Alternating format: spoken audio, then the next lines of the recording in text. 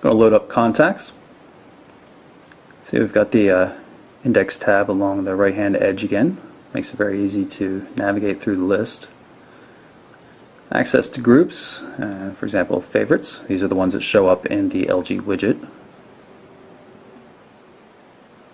Call log, dial pad as well.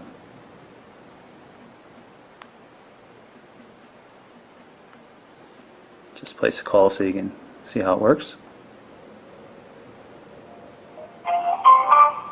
The number you dialed is not a working number. And while in the call, notice what's going on up here.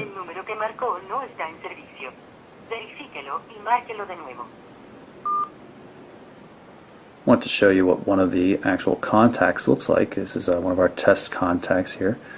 You can see we have quick access buttons for sending messages or email. Also have a history so you can see all the messages that came in from that person, and any linked photos or agendas as well. And of course, since it's a European spec device with a forward-facing camera, you have access to video calls too. Pull up the browser. This is an Android 2.2 Froyo device, but LG has promised a Gingerbread release, an update. They haven't said when to expect it though. Browser's a little bit different than what you see in some other devices. Notice the dedicated controls that are always there at the bottom of the screen. A lot of people are going to like that. The problem is you can't turn them off, so for those that prefer getting the most out of the screen real estate, you really have no options here. It does work pretty nicely though, and it's good for switching between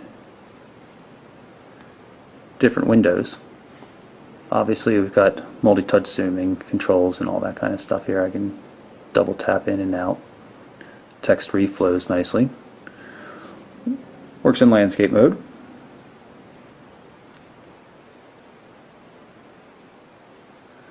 So of course, as I said, we have the dedicated back button there at all times. Dual core processor with the fast memory makes a pretty easy task out of flash content. Seems to work pretty decently. Go through, show you some of the settings. Not too much different from what we see on regular Android devices. Would recommend setting flash support to on demand though. Saves up loading time and data and processor power. You can always tap on one of the plugins when you need to see an embedded video or something. Of course, we have access to the Android market for applications. This is the new version of the market. And the basically stock gallery is there as well. I say basically because you'll notice little 3D indicators on some of the photos and videos. So you can see this video was in 3D right here, while this one was shot in 1080p high res.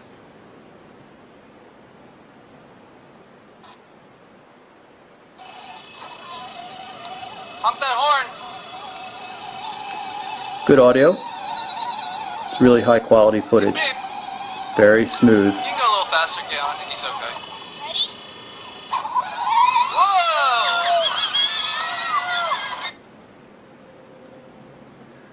Of course, to get any of that 3D content or high-res video footage in there, you need to use the camera application. So you can see this is the basic look of the camera. You can switch back and forth between video and still mode. And you can also switch back and forth between 3D and 2D modes. Now when you're in 3D mode for either still photos or for video, what you see is actually 3D. So it's live 3D as it records the photos and video. When it's recording 3D video though, it only records in up to 720p resolution, whereas you can get 1080p when you're using 2D. Some of the other applications preloaded, so we've got Google Talk right here. This is Smart Share. This is LG's DLNA client, so you can share media, including 3D content, to a compatible DLNA television.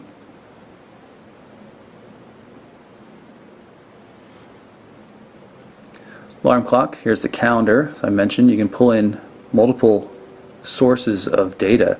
You can have multiple Gmail accounts, you can have an Exchange account, so you can really get your calendar data all in one nice spot here. And naturally we have different views of everything as well, different colors depending on which calendar they come from.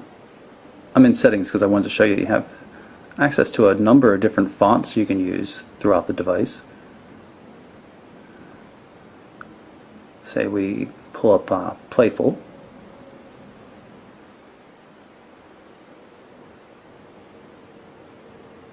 Now you can see that the fonts have changed for everything, which is kind of cool. Before I show you the messaging app, I'm going to show you that the keyboard, the LG keyboard, does not have word prediction and correction enabled by default, which is kind of a bit odd. So I'm going to jump over to messaging now. You can see I had typed in TRST, it didn't correct it. I'll do it again, and this time you see the correction and automatically know that I meant test. And I can just pick a contact here, send to a test account, and send off the message. Naturally, we have landscape keyboard as well.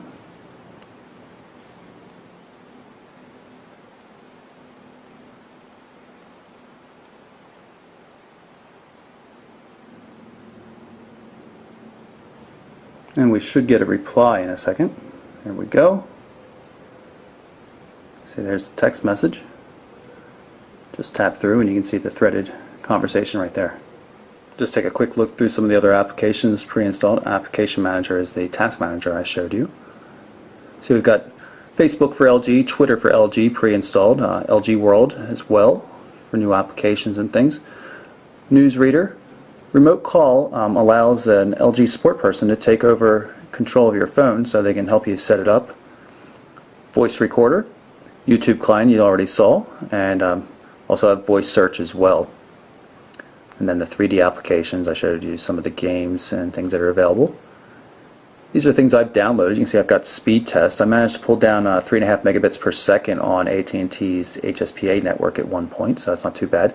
Polaris Office is used for reading Word, Excel, and PowerPoint documents from attachments from email, and of course the software update function and Car Home as well.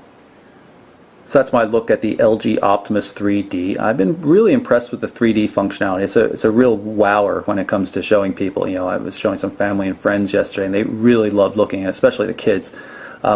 The display looks good in 2D mode. The camera works well in 2D and 3D, and the video quality is really, really nice in both regular 2D and 3D, especially the 1080p video. Device is pretty thin at 12 millimeters, but you know, really kind of heavy. 171's pretty heavy, but it is a large device thanks to that 4.3-inch display. I've noticed that the touchscreen doesn't seem as responsive as perhaps it should, and in spite of LG's claims, the tri-dual technology, dual core, dual channel, and dual memory, some of the apps still load a little bit slowly, and there's still a little bit lag from time to time. Video and games and everything like that have run very smoothly, but I still expected a little bit better out of the user interface when it came to speed, just based on the processor. In terms of the user interface enhancement that LG's put in, though, I'm very pleased. This is the way the main menu is supposed to work, unlike how the LG Revolution was.